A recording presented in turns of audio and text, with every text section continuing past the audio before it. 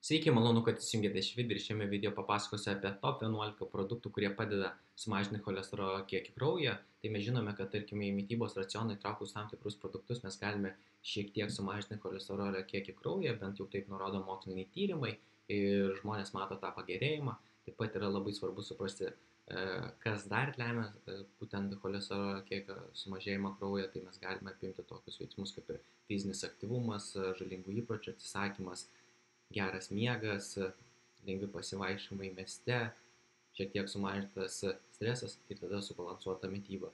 Bet čia yra tik tokie baziniai patarimai, kurie gali padėti sumažinti cholesterolį, kai kuriais atvejais didesnis cholesterolis yra įgimtas ir tada mums reikia stengtis cholesterolį sumažinti naudojant medikamentus, bet tada jau mes turime pasikonsultuoti su daktaru ir pasižiūrėti, kokios yra tos mūsų galimybės, jeigu mes viską darome teisingai, mūsų mytyba yra subalansuota ir mes taikome ir kitus dalykus praktiškai tam, kad geriau jaustumės ir mūsų cholesterolis būtų mažesnis. Bet dabar toliau apie tai kokie yra tie 11 produktų, kurie gali padėti jums sumažinti cholesterolį. Tai vienas iš produktų yra avižos. Tai pavyzdžiui, užtenka į savo mytybos racioną įtraukti avižų, tai suvalgote vieną dubenėlį avižų ryte ir būtent avižose esančios skaidulos padeda kovoti su aukštu cholesteroliu. Tada antras produktas yra miežiai ir kiti sveikieji grūdai, tai vėlgi miežiuose ir kitose sveikuose grūduose yra, tarkime, skaidulų ir taip pat tirpių kitų skaidulų, kurios taip pat gali prisidėti prie to, kad jūs, tarkime, sumažinate tą savo cholesterolio kiekį kraujyje. Tai pavyzdžiui, kur galite įdėti tos, tarkime, sveikuosius grūdus, ar pavyzdžiui sėlenas, tai sėlenas arba tos sveikuosius grūdus galite įdėti į kokteilius ar iš jų gamintis košės ir taip į savo mytybos racioną įtraukti tų gerųjų skaidulų iš būtent miežių ir sveikųjų grūdų.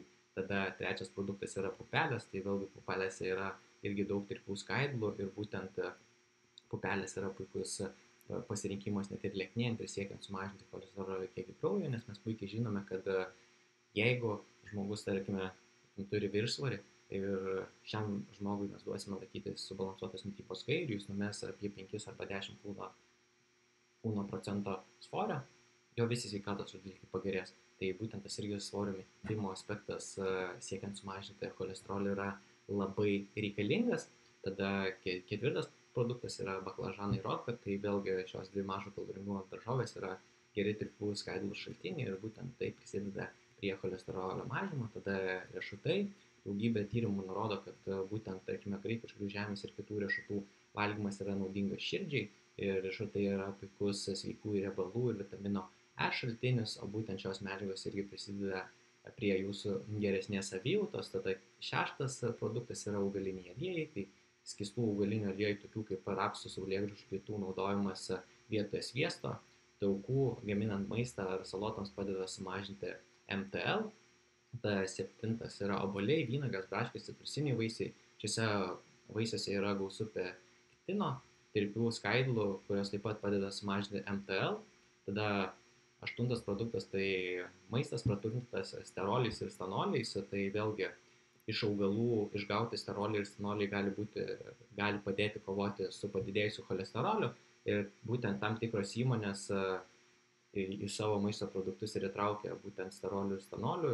Tai tokie produktai būtų kaip pavyzdys apelsinų sultys, margarinas, granolos batonėliai ir taip pat galite jūs jų įsigyti ir papildų parduotuvėse ar vaistinėje ir tada, jeigu per dieną suvalgysite apie 2 gramus augalinių sterolių, yra tikimybė, kad sumažins MTL cholesterolio kiekį. Tada devintas yra soja, tai valgant sojų pupeles ar tam tikrus produktus pagamintus iš sojos, taip pat galite šiek tiek sumažinti MTL.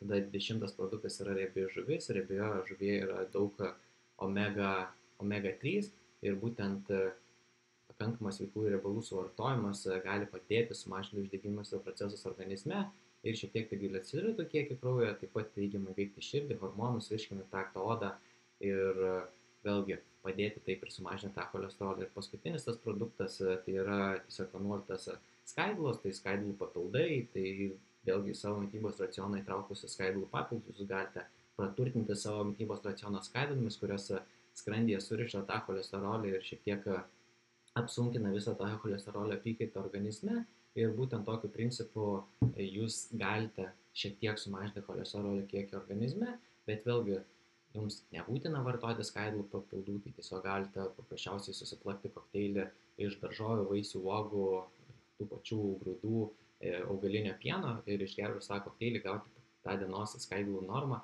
ir tai būtent pagerinti savo savijautą ir sumažinti cholesterolio kiekį organizme.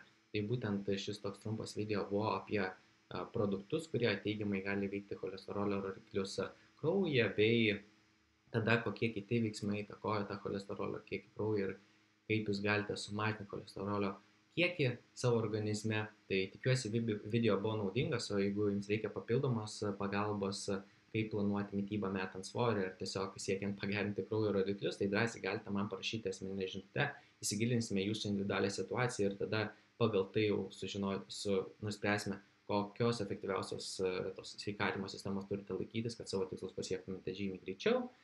Ir tada ačiū, kad išklausėte šį video ir linkiu jums gražios likusios dienos ir iki kito karto, mėlyjeji.